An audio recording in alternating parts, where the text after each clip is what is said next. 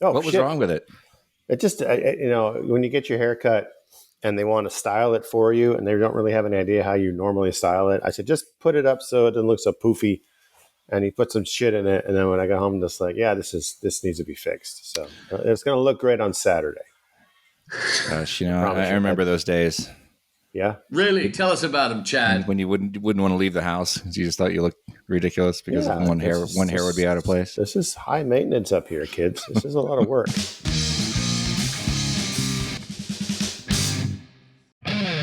Everybody's favorite good old bad boy Irish rockers, Blaggards, are pleased to announce the release of their latest album, BLAGMATIC. Influenced by musical icons such as Johnny Cash and Elvis Presley, The Thin Lizzy, and Black Sabbath, Blaggards' amazing blend of Irish traditional music with American rock and roll should be a part of everybody's album collection. BLAGMATIC is available now for pre-orders. After the official release on July 14th, CD purchases automatically, or should we say blagmatically, get their free MP3 download. Serving up stout Irish rock to the worldwide masses for nearly 2 decades, order Blaggards' latest album, BLAGMATIC, for all your audio sanity and Irish rockin' needs. For more information and to order online, go to blaggards.com. Hey, Chad, what episode is this, Chad? This is episode number 124. Again, yeah. So, what's new? What's up, everybody? We just booked. Seems like we just booked like 10 shows in a day. Did we?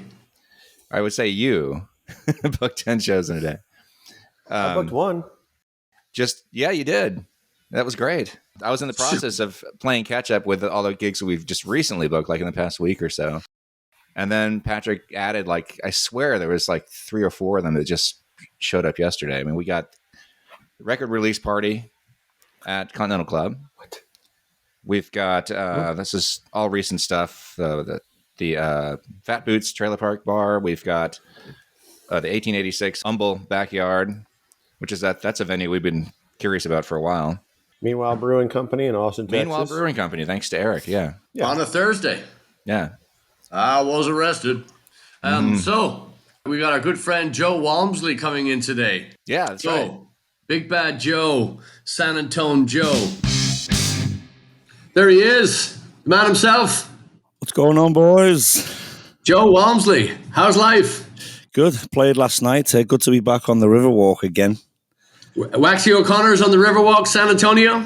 Is right, yeah. After all we all went through last year, all of us in the business. Been back since October 1st. And at first we were 25% capacity, then the 50% capacity. Now, since the mayor's lifted that ban, it's 100%. It's a free-for-all now. Nice one. How's the tourists? Is there a lot of people down there? Do you know what, Patrick? There's a lot of people visiting San Antonio. A lot of out-of-state people. I'm talking not only weekends, through the week as well, There's a lot of people. Yeah. Just so we'll back up here a little bit. So not only do we have the one, the only, the magnificent Joe Walmsley, but you're from Liverpool, and tell us some of your other handicaps. Some of the other handicaps. No, you just. So how long have you been over here, young man? 15 years, San Antonio. The reason I ended up in San Antonio, I was in Fort Lauderdale. I did 5 years on the cruise ships. I was a singer in the production shows, wearing all them cheesy outfits and all that. So, do you have any left? Do you know what? There's a friend of mine. It was my old cabin mate. It was a DJ from Cardiff in South Wales, and he put them all on YouTube, and I was horrified. From 20 years ago, I seen some of them recently, and I'm like, oh my God, where did you get them? And he's put them all on YouTube. I won't give you this username. But yeah, so anyway, I did 5 years left. I did a year in Europe, and then they sent me to Fort Lauderdale in 2002. First thing I did was look for an Irish pub, the nearest one to wherever I am. So I found Waxy O'Connor's in Fort Lauderdale. Started going in there when I was off the ship. And they were only 2-day cruises, my second and third ship. So I was in Bahamas and Fort Lauderdale every couple of days. So I'd go in there, got to know the owners, and after 3 years, they said they were opening this Waxy O'Connor's in San Antonio, and they brought me over here.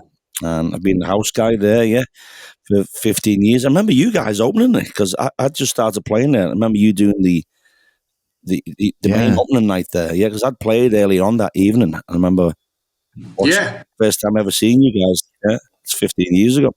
Yeah, unbelievable. And now, so yeah, obviously not only talented and good looking, but very smart too. You got the go to the Irish pub. That's the first thing you do in the town to see if the town's worth the shit. Well, I'm from Liverpool, Patrick. Of course, I know. Yeah, Capital of Dublin. the second capital of Dublin, exactly. So we've known you for years now. We were actually sharing the stage in San Antonio as well for the festival. They're Harp and Shamrock Society. Yeah, because when we played with you or after you at Waxy O'Connor's on the Riverwalk, we first then got to hear you was years later at the festival, and it's not only because we were just blown away because it's like a stand-up comedian, you have to have balls of steel to be able to just one man a guitar get up there and do the thing, you know. So we were blown away, and we've been friends ever since. I know this has been just a nut house of a time because we've been talking about just getting this record ready. That we finally got a record together. The process for you now. How many nights a week are you at Waxy's? 5 nights every night. 5 nights a week. Yeah, I'm off Sundays and Tuesdays, but I'm doing all the other nights. Yeah.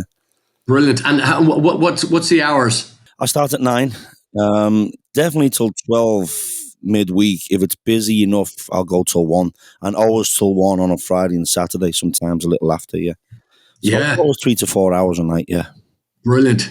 And it really is. It's such a great room in that you have. It's like when you play Vegas or when you play it's just you can refresh, hit refresh after the set, and there's a whole new set of punters in there, Oh yeah, that happens all the time, especially on Friday and Saturday. You can just completely new audience come in for the second set. And, did you get to know any of the Celtic boys when you were in Fort Lauderdale? Sorry, I'm going to jump back and forth here, but did you get to see any of the Celtic to know any of the Celtic crowd down there? Well, Waxy's itself was an expat place. It was a local place, which is a bit different than the one here on the Riverwalk because it's right in the heart of the tourists come.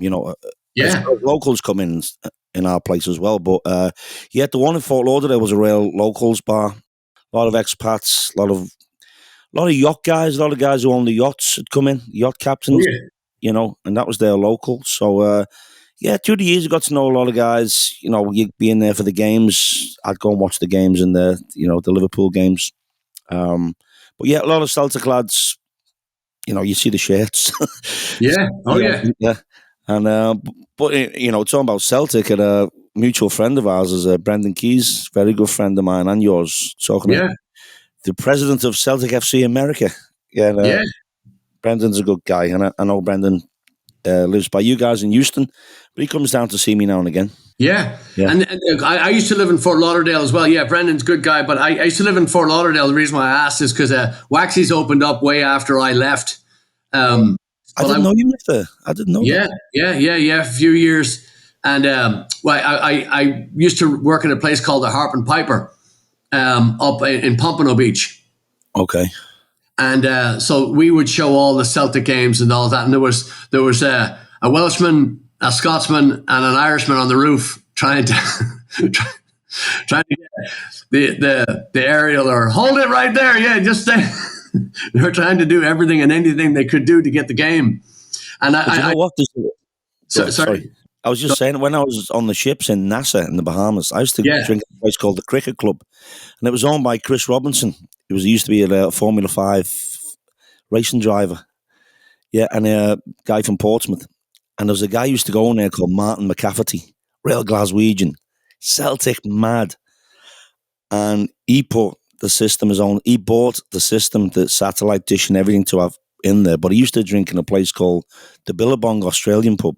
And I used to go there as well in Nassau. And I met Martin one day. He was just in there watching Liverpool Celtic game. We ended up on a microphone, Never Walk Alone, ended up being good mates and all that stuff. But the Billabong wouldn't open early one morning for this game, and he stripped the whole system down himself in his van because he was in construction, and reset it up at the cricket club.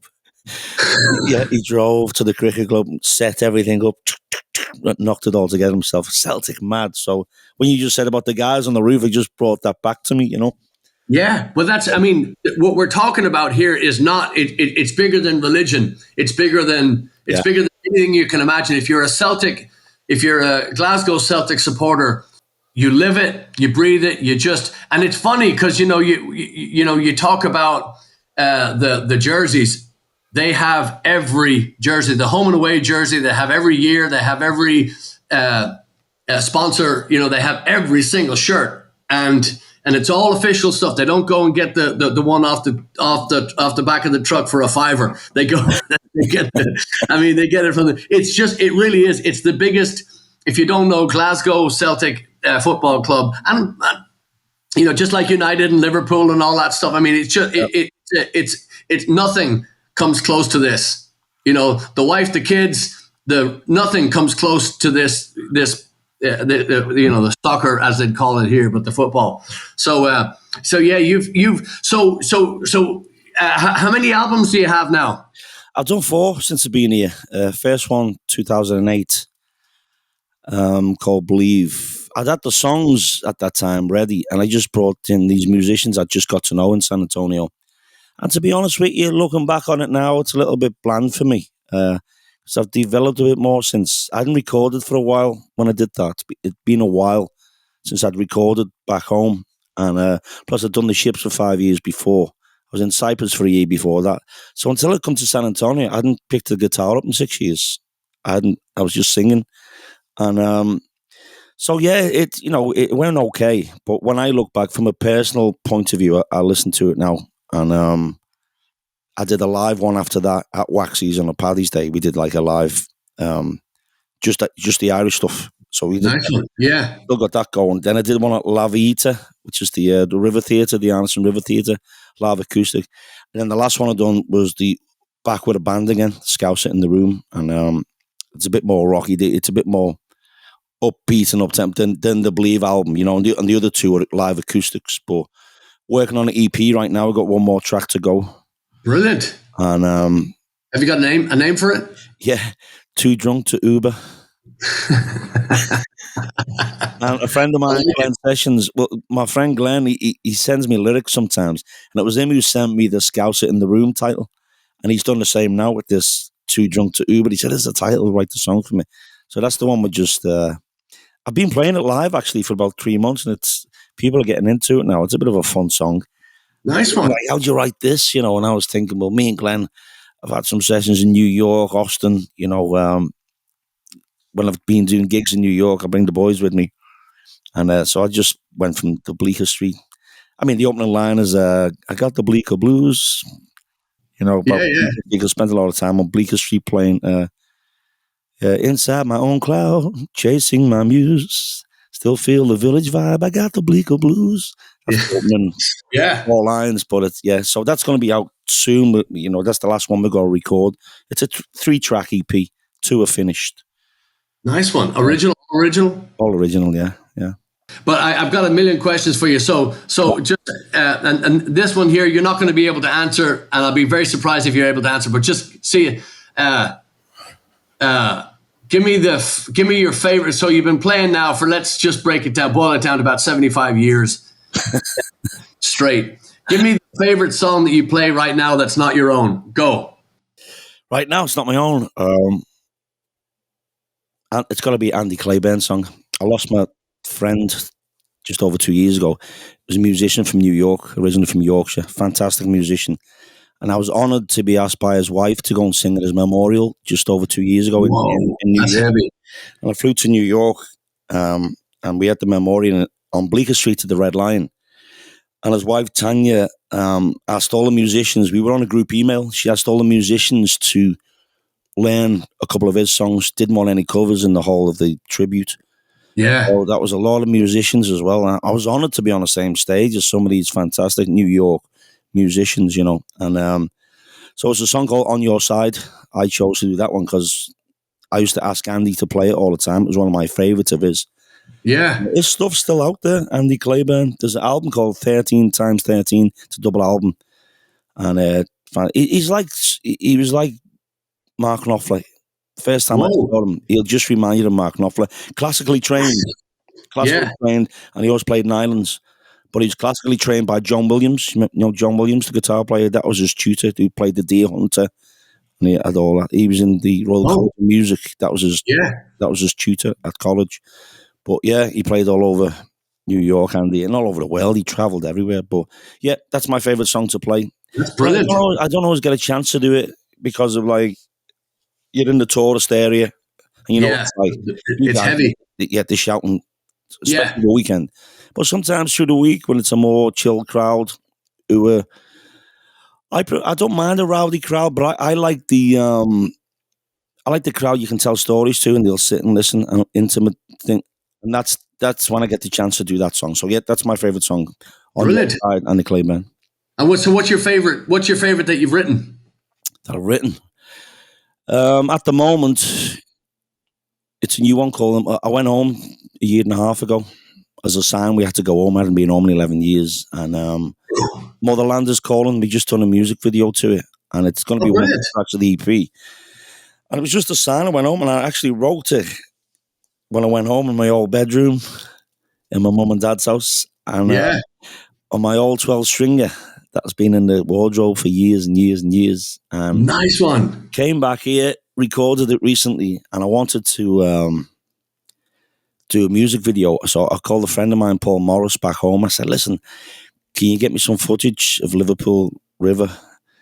And he done the ferry across the Mersey with his phone, and he filmed it. Yeah, he done a lot of stills for me. I said, I need the inside of the Grapes pub where I met my wife, because one of the lines in it is, I remember our hometown where the fairy tale began. Da, da, da, da. And inside the Grapes pub, there's a seat where it says the Beatles sat here. So there's a seat there in the famous Grapes pub. They used to drink there before they went over the street to play the Cavern. And the picture's still there, and the seat where they sat. So I did it all on green screen. So I had that behind me as I'm playing, and then I jumped into the Cavern, and yeah. So that's my favourite on the manga. Maybe because it's more recent. And the new one, but the new baby is always the cutest. So is it out yet? The video? The video is, Patrick. Yeah, the video is out. Yeah, it's on YouTube. Can we? If you can send me a link to that, but I would love to put that on there. Oh, definitely. Yeah, I will do. It's on YouTube. That's shocking to me, because I know we saw your set, and saw a partial, set, but it just blown away by the energy and the power that you put behind it. It's not to be toyed with. I mean, that's why I asked it, from what time to what time, because when you're on stage and you're in the spotlight for that amount of time, and you're the host, that's Waxies depend on you, to keep them to toes tapping and the hands clapping, and that's a long time, 5 nights a week. That's a big. Same with you guys. I love watching you guys. The energy of your band is fantastic. Entertainers as well. You're pure entertainers as well. I always say, you can be the best guitar player in the world, best singer in the world, but the entertainer wins every time. No joking. You can have no personality and be the best guitar player in the world. Nothing's going to happen, is it? Do you know what I'm saying? It's entertainment. It's all about involving the people. You've got to involve the people, which you guys do tremendously. Thank you. It's been pleasure to be in the audience many times watching Blaggards. Great band. Yeah. Thanks very. Chad, I know you're itching to. Man, I'd forgotten. Going back to Waxy O'Connor's, I'd forgotten that we had met you there years ago, and I didn't even know. I don't remember the pub being that young. I had no idea it was kind of brand new. Yeah, we were there. March 2nd, 2006. That's right. Yeah. Gosh, that's crazy. I just remember they were waiting on the license, and I always remember we were panicking, thinking, "Oh, it's ready for Paddy's Day." Yeah, that was the big. Come on, Riverwalk, new pub, ready for Paddy's Day. So the main thing I remember about that night was that load in that we had to do, because it's on the Riverwalk. So we're parked on the street and we had to carry the stuff. God, it seemed like miles. Yeah, it was crazy. Yeah, I know it was. And them days, I know me and Patrick were talking recently about you've stripped down your equipment now, but then you had the big, your equipment then was like, yeah. It was like Deep Purple walking through the door. I remember we did something weird too. We actually they had a house system, so we plugged in the house system, and so we decided to implement that into our setup. Right. So it was really bizarre. It was a very bizarre setup. It was them speakers, the house system. Them speakers are just little speakers in the ceiling. Yeah. It's not like it's not like a PA as such, but it goes around the whole building. Yet they've still got them actually. Yeah, cool. It's brilliant. Yeah. And there's a million things to talk about, but tell us about your podcast as well. Yeah, well, that's the Expat Radio, and thanks for coming on. By the way, Patrick was a guest a few weeks ago. Pleasure. Yeah, I mean, I was a guest on it during lockdown, August last year. And the station's called Expat Radio, and it's won Expat Radio Awards 3 years running. It's founded by a guy called David Halewood from Manchester, and he lives in France. He founded the station in 2016 in France. And I was on the show, and then he called me back saying, would you like to present? And I'm the only one presenting from the States right now. And I'm 20 weeks in. I've had some great guests like yourself. I've been so lucky because, everyone I've contacted have kindly said, yeah, we'll come on, but I'm working on a podcast as well, like what you guys are doing now. I'm going to do a visual thing as well. But yeah, the Expat Radio station, it's got 90,000 listeners in 115 countries. Wow. And it's got some fellow presenters. Right Said Fred have just joined as presenters. Really? Okay. Yeah, they've got the show now. Yeah, they've got a show called Chat Said Fred. Holy shit! I had no idea they were still around. That's cool. Yeah, they've done a complete revamp of everything, and they've joined the station. And also Cliff Thorburn, he has a show. Remember the snooker player? Yeah. Yeah, he's a presenter too. Yeah, he's on the show as well. I never followed darts or snooker or anything that at home. But you Hurricane Higgins, you remember all the the lads talking about it. They just I prefer to watch farming, but these kids come into school and they talk about that's snooker. I haven't heard of that. Jesus. It's been a long time. But yeah, I have to say too, and again, top marks because you run you run your show really, really well, and you pick really good music to go with it, and it's nice too.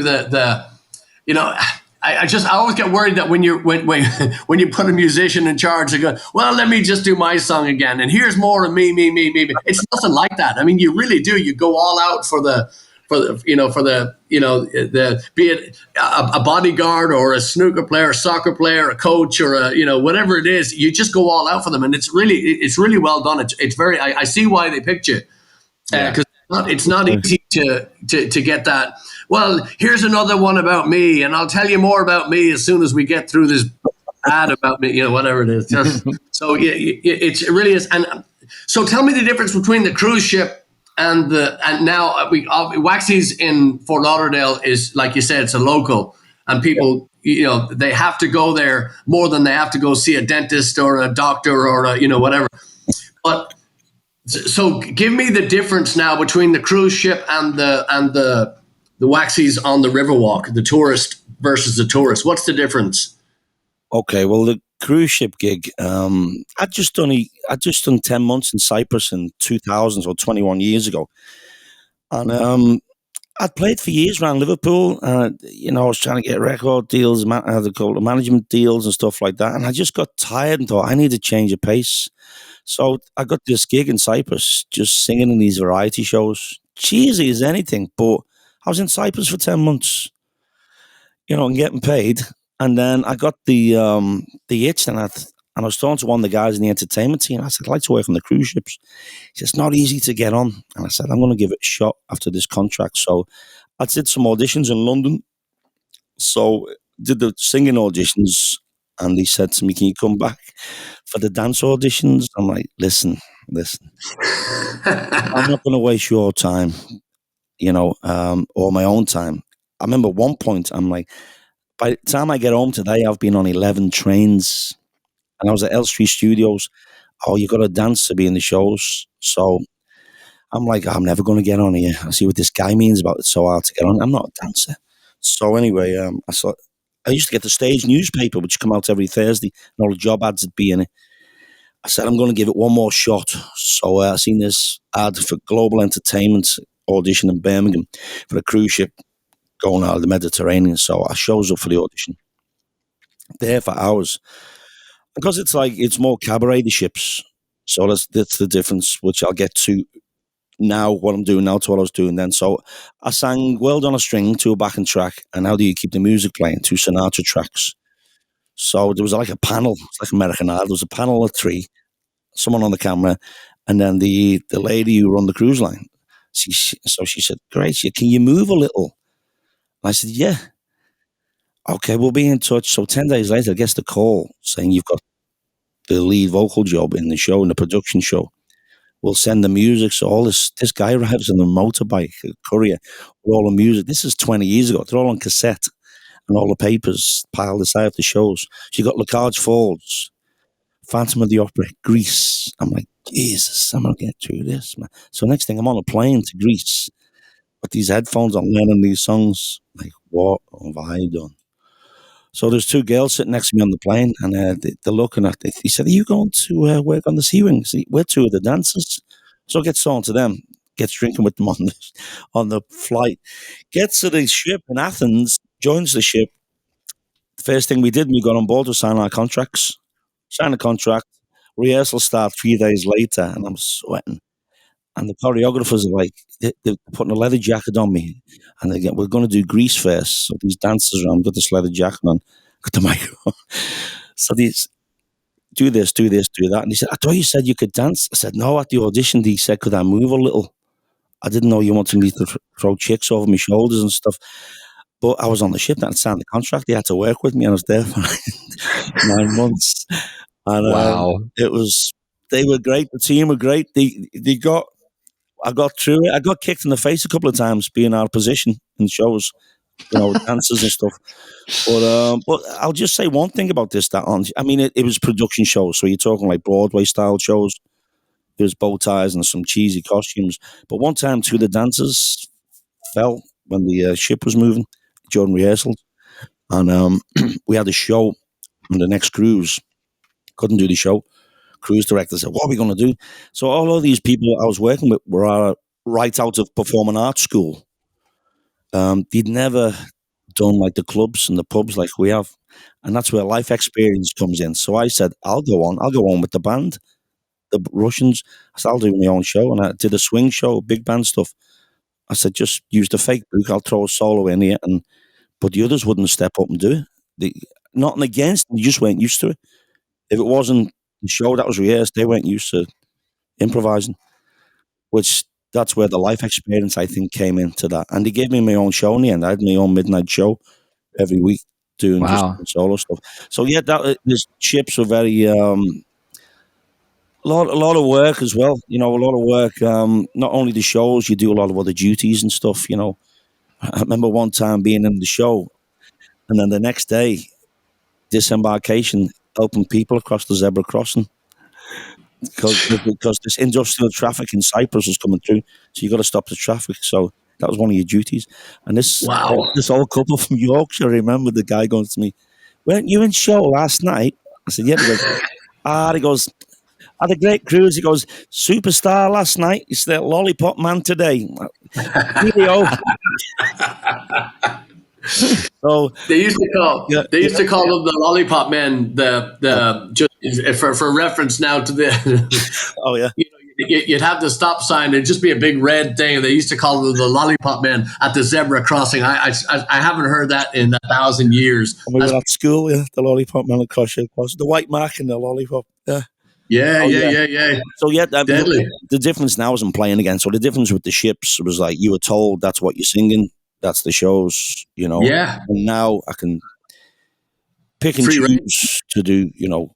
I mean, obviously I'll have to do what the audience asks for as well, but more freedom now. Plus I'm playing again. Yeah. Most requested song from the tourists at Waxy O'Connor's would be Danny Boy on the Irish. Really? Yeah, on the Irish side of it. Yeah. Yeah. But obviously the Brown Eyed Girls and the Hotel Californias, you know. Yeah. Yeah. Yeah. I know. So it's just, it really is. It's breathtaking to say the least. I mean, at the amount of songs that you have. So are these in your head, or do you have to have a book or an iPad or a? I have an iPad, but I don't have the iPad that I have to resort to every song. I have it there because it could be a song you haven't done for 6 months and someone might ask for it. So it's there. You can go back to it. You just need to look at the chords and remember the words. So yeah. But I don't really have a set list, you know. I don't have a set pattern. Yeah, that's nice. Yeah, God. Yeah, it really is. It's I have that. What you sent me a copy of the Scouser in the Room, and I have to say, brilliant record. Is the new stuff kind of rocking a little bit, or is I've gone back acoustic. The Drunken Uber one we're doing, I've decided to bring a band in on that one.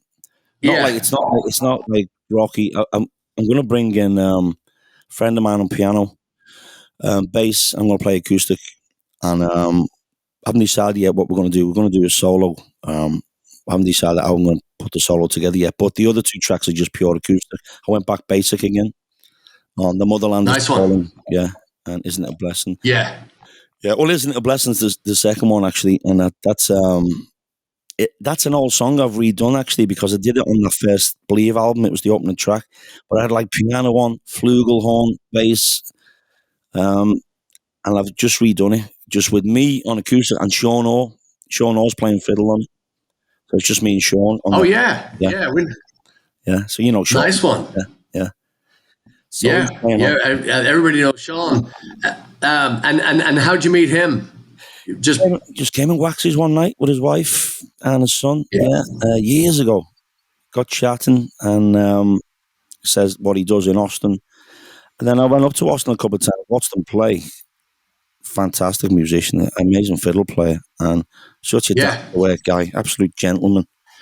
You know, friend of mine, Sean. I know you guys know Sean. You've worked with Sean, right? I worked with Sean, yeah. We played with him at Fido one time, yeah. Did a whole show with him. Yeah. He came in Waxy's one night. He'd been playing at Sam's Burger Joint with a band. And he just came in with his fiddle. He just came in for a drink after playing a show there. Gets up with me. Away we go, you know. Nice. Yeah. So you met your wife in Liverpool. You have a daughter now? Yeah, she's 10. She was born here, San Antonio. Yeah. Nice one. And it's funny because she's got her accent. Now and again, she'll hang out with her friends and the American will come out. But most of the time, she just sounds exactly like us and does Spanish in school. Oh, brilliant. In school, yeah. Brilliant. Wow. Yeah. And is she musical? Yeah, she's doing violin right now in school. Yeah, she's doing brilliant. Violin. Yeah, she plays ukulele. When she was younger, she sang a lot when she was younger. She doesn't really sing now. She's more into playing, yeah. Fantastic. Yeah. What's your next big, I guess, another full-length record, right? Yeah, the EP. I'm going to plug the music video more, which is out. We've just recently done that. And I'm going to plug that again. I'm also doing that, talking about the radio show. I'm also, on my YouTube channel, I'm doing a playlist of just the interviews from the show. I've just edited yours, by the way. So I'm taking the interviews from the show and just putting them on with like sort of a thumbnail of like me and the guest and the interview. Playlist, just the interviews, because I've got a lot of people saying, "Oh, we missed last week's show," and we wanted to hear the guest because I think that's the best part of the show. Even though it's a 2-hour show I'm doing, there's jingles, and Patrick does a great jingle, by the way, Chad. On my, so I asked him to do a jingle. Hello, this is Paddy. Blaggards, you listen to your one, the next Fat Radio, and I play it every week. Yeah. Oh, And, cool. so I've got the jingles, I've got the music going. I like to tell a few little stories in between, but I really look forward to having the guest on, and as I say, I've been blessed to have some great guests. I think the week before Patrick came on, I had Dave Hancock, who Dave was at, used to be at Chelsea Football Club as the physio. He was England's International World Cup physio. He was in English football for 17 years. Then he moved to New York Knicks. That's when I met him out here. Now he's in entertainment. He's done 4 tours with U2. He takes care of Larry Mullen. Whoa. Yeah, and he does Paul McCartney's personal physio. Dave Grohl. When Dave Grohl fell off stage, they've done so. I've got guests like that on, and some great stories. Wow. Fantastic stuff. Yeah. And he's great at portraying them too. It really takes you along for the trip. I listened to that one too because I remember you telling me about him. I said, "Yeah, I think he's probably stretching the. Oh no, he's not. I mean, that's the real deal right there." Yeah, and a great guy as well. He's from London. Yeah, he lives in Connecticut, Dave. But poor thing. Yeah, he's. But he's got a sports medicine business now as well. So guests like that, I've had Brendan on. So I've had the sports guys on as well. Brendan Keys has been on. Joe Waters, ex-Leicester City footballer in the 70s. Joe lives in Seattle. He's been on. Yeah, he's a coach out here, So I've had sports, musicians. Yeah. Yeah. Yeah, we're going to have to get back down to San Antonio. That's all there is to it. Definitely. Been a while. Last time I saw you was Mo's Irish Pub, which is gone, completely gone. It's flattened now.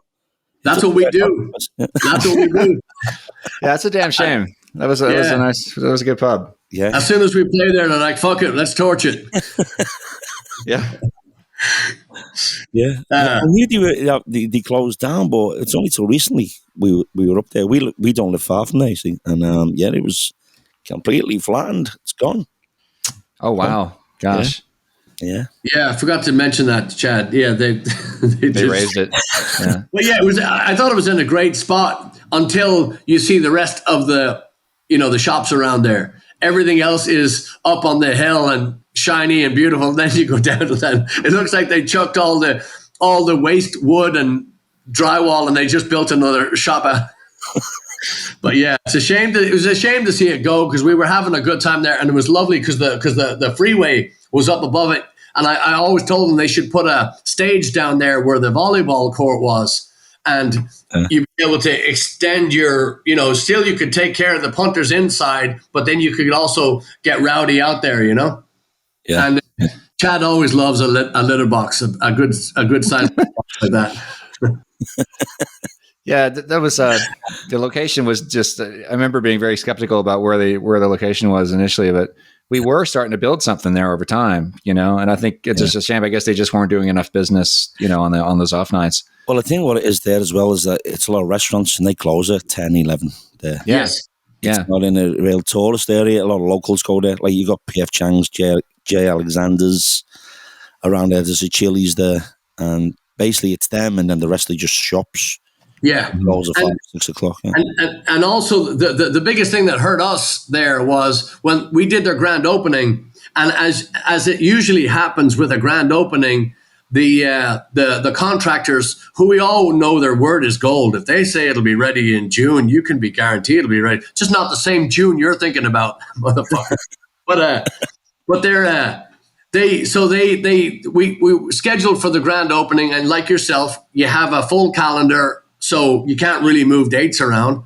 And so we went in there and we did as we're approaching the date, they said, "Hey, can we move?" And I said, "No." I said, well, "Yeah, you can move it, but we can't play it." So what they did was they did a private or a semi-private or a soft opening, but it was limited to number. So we had these punters coming in from Austin and from all over, and our friends from San Antonio, and they turned them away. They fucking turned them away. So that shower is never coming back. Wow. You're never going to see them. So, I mean, so again, we had kind of expected it, and we were always shocked because we were, invited back and invited back. So we had a lot of dates on there. We were always kind of pulling up going, Yeah. oh, it's still here, So There's one in Katie, though. You played the one in Katie still, right? Yeah. yeah, they have a few around here, and they reshuffled as everybody had to at the beginning of the pandemic. They had to reshuffle their calendar, which meant they took all the bands, erased them, and replaced them with solo and duo, so people that could do just lower budget stuff like that. So they call us and they go, "Hey, can you do this?" We go, "No, thank you," but it's not a case of do we want to? We always want to play, but it's a case of telling the lads, "Hey, we brought you in here and we're going to start paying them." No, we can't. It's just Yeah. it's just too difficult to work around that, Right, yeah. So, but we're coming back to do one-offs here and there because they don't like I said, they don't have the same budget, and I understand everybody has to tighten the belt, and everybody took a beating. All the clubs, all the musicians, all the comedians, all the people in there, everybody took a beating. A beating's all right when you know it's coming. Nobody knew it was coming, and so you don't really have time to defend yourself. And Yeah, that's true. I mean, that's when the live streams. I'd never done that before, really. I did 29 weeks Facebook live streams from home. Yeah. Every Friday night, I did 29 weeks and got through it. Yeah. Thanks to the people who tuned in because people were at home. Yeah. Thank God for a lot of friends and people I've met through the years, basically by playing Waxies. People from New York, Houston, Austin, Dallas, all tuned in. Even you're from Jamaica used to tune in Friday night. Yeah. Your That's live streams. Yeah. Sorry, Joe. Your live streams were like, I remember when this first started happening. Yours were like the most professional and the best sounding and the best looking, and I was always marveling at how well you put those together. I was like, how the hell do you do that? Because you had like you were going through a soundboard or something, weren't you? What I did, Joe Maraglo, who I record with, he's done all my albums, he does my website and music videos and stuff. Yeah. I did the first couple, just amplifier, played, and he called me. He said, "Listen, you need to get an iRig." I said, "What's an iRig?" Oh, I didn't know what it was. Yeah. $40. And I get it, and he just showed me how to rig it up. And basically, I'm in room sound, so I wasn't amplified then. So I just had like earbuds like I got in now into the soundboard. And then the iRig would go from the output to the soundboard into the iPad going out to Facebook. So what was coming out the mixer was actually going out. Mm-hmm. Yeah. And then it was my wife had a lot of input because she said, let's do a different theme every week. So we started getting these backdrops. So we do the 80s night. We have the backdrop and we had the spotlight. We had George the monkey, the puppet, was involved every week. Our mascot, he was in it every week. We did the cruise ship one with the ship behind me. Then I started doing the Sinatra stuff with the backing tracks, and we'd the boat tie on and do a bit of swing. And so Michelle had a lot of input in that. Really, she most of the ideas every week and the different themes. Yeah, one night I remember we were on the beach at the beach, and I had the Hawaiian shirt and. I used to put a TV in front so I could see all the comments and the requests. Yeah. So I'd Chromecast to the TV and I'd see all the comments. Big good friend of mine, Dave Martin. People starting to tune in as it starts, and we didn't tell anybody. Each week would be this week's theme is that, and then we'd come on, and so I'm in the Hawaiian shirt, the flip flops, and the beach, and I just seen Dave's comment for crying out loud. First comment come on the screen. Yeah. We're crying out loud. He's my drinking buddy downtown, see this comment. Yeah. That's fun, isn't it? Yeah, that's the right thing. That's the right comment, but you did the right thing, but unfortunately, he had the right comment. That's it. Yeah. That's brilliant. Yeah, man. God. So you got the so today is Tuesday. Wink, wink. So you're off Sundays and Tuesdays? Yeah, I'm off. Yeah. Brilliant. Yeah. Brilliant. And then so what has Waxy's got coming up? What are their big What are their what's their next big? Are they doing a big July 4th thing? What are they? What's the next? But really, that weekend, people come in anyway. Apart from Paddy's Day, which is a big event, it's Irish pub. And as you know, Waxy's was built in Ireland. It was shipped over. It was shipped over. And the one in Fort Lauderdale and the one in Boston. The guys have got one in Boston too, in Lexington. So, Did you play there? yeah, I've never been over to that one. No, never been. Never been to that one. I know it's in the suburbs. It's more of a neighborhood bar, I believe. Yeah. Yeah, it's more of a local place, but never been to that one. So yeah, they don't really plan anything because we're hoping the conventions are coming back now. That's a big deal for this city. Yes. Things like the Final Four, like March was crazy because we had the women's Final Four basketball at the Alamo Dome, so we had that going on. Obviously, the Paddy's Day thing was going on, but so no big events planned. Just going with the flow. That's the brilliant. people coming back. The people are back from visiting from everywhere. Yeah, and the weather's still tolerable, so it's got to be. Yeah, well, that's going to change soon, isn't it? Oh yeah, oh yeah. Frying egg on the floor. Yeah. I was out running the night before last, and you don't want to be a vegan or a vegetarian when you go running in Houston at night. Fucking hell, I'm still. It was just every flavor of size of bug you could imagine. Yeah, I know.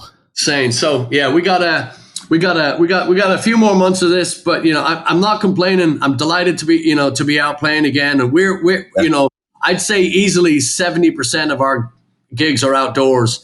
So we are we've had, as I'm sure yourselves down there have had, we've had 3 weeks of just unrelenting rain and misery. I've been here 15 years. I don't think we've had as much rain in the 15 years of being here as we have recently.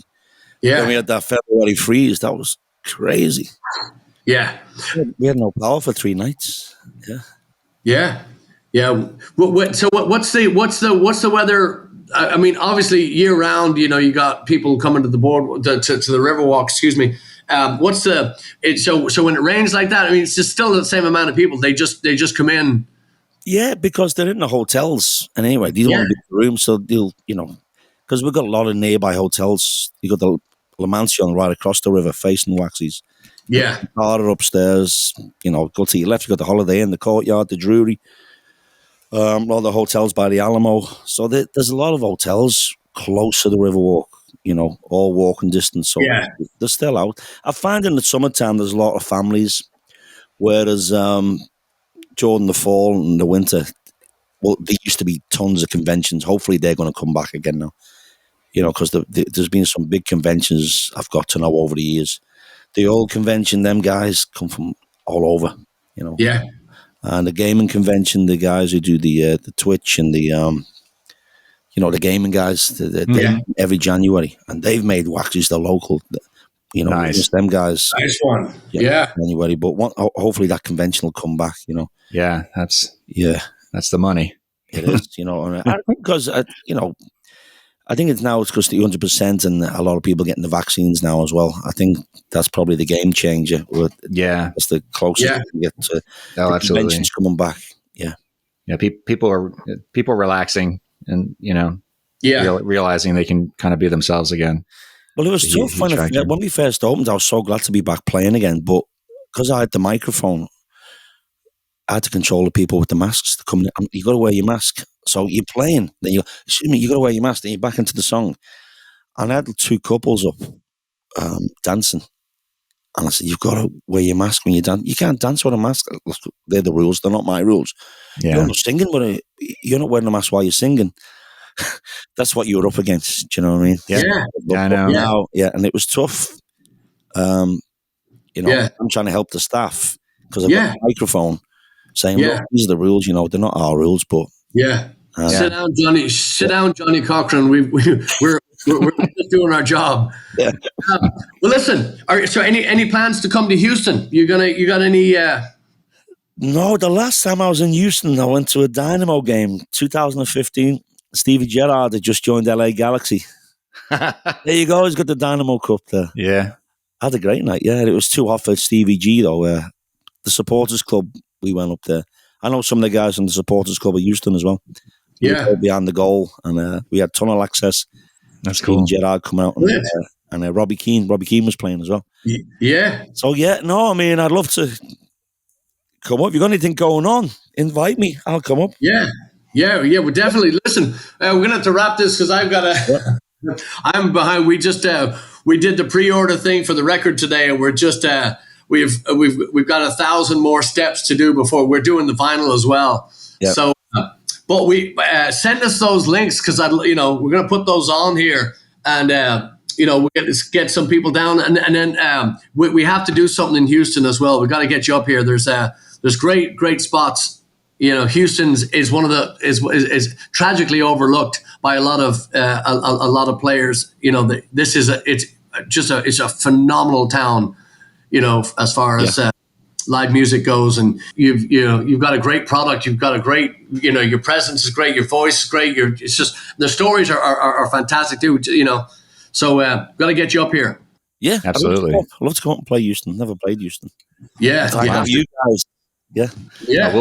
We will work something out for sure. Definitely. Got to get you down here. But yeah, thanks for coming on, and Hey guys, thanks for having me. Yeah, definitely. We'll do it again too, because I have to get more of those cruise stories. Yeah, very, very good. Yeah, You'll be looking at them shows on YouTube now. Yeah, yeah, definitely. He's very interesting in that not only is he an entertainer, but he's done those cruises forever. And I always think that the people that are brave enough to take on a cruise, take on that lifestyle for months and months and months at sea. I think that you really do you develop a side of your entertaining that you just can't get from being on a bar on land. You are you're the cleaning crew, you're the babysitter, you're the dog watcher, the lollipop man, as he said. It really is. It's harrowing to do that. I crossed my mind for a minute when I was first playing guitar. Just go away. I love the ocean, love to be out in the sea, but to do that crap, no. Anyway, thank you all for listening, and remember our CD is on pre-sale right now, and just go to blaggards.com, check it out, and hopefully you like it.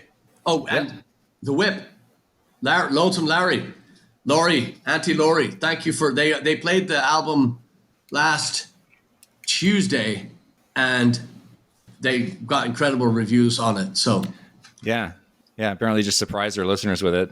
As we were told, the reviews were people were calling in and raving about it. So yeah, that is wonderful. So here we go. And this week on Irish Airs, Pete Little, KPFT 90.1 FM here in Houston. They are going to have, and you can listen online to kpft.org. You can listen to all their shows, but it's on Sundays now. The show is on Sundays, but Pete will be playing some tracks off it this week. So excellent. Onward, fellas.